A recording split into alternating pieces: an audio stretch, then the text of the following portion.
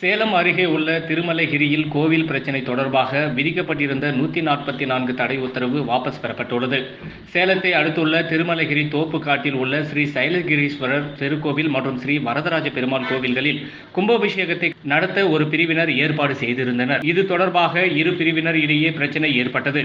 இதனையடுத்து சைலகிரீஸ்வரர் கோவில் மற்றும் வேடுகத்தான்பட்டி வரதராஜ பெருமாள் கோவில்கள் சீல் வைத்து அந்த பகுதியில் உள்ள 15க்கும் மேற்பட்ட கிராமங்களுக்கு 144 தடை உத்தரவு பிறப்பிக்கப்பட்டுள்ளது.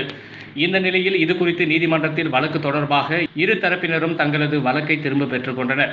இதனையடுத்து சைலகிரீஸ்வரர் கோவில் மற்றும் வரதராஜ பெருமாள் கோவில் பகுதிகளில் விதிக்கப்பட்டிருந்த 144 தடை உத்தரவை விலக்கிக் கொள்வதாக சேலம் வருவாய் கோட்டாட்சியர் செலியன் அறிவித்திருந்தார். இந்த நிலையில் 4 ஆண்டுகளுக்கு பிறகு 2 கோவில்களிலும் சீல் வைக்கப்பட்டதை அகற்றி 2 கோவில்களிலும் சிறப்பு பூஜைகள் மேற்கொள்ளப்பட்டது.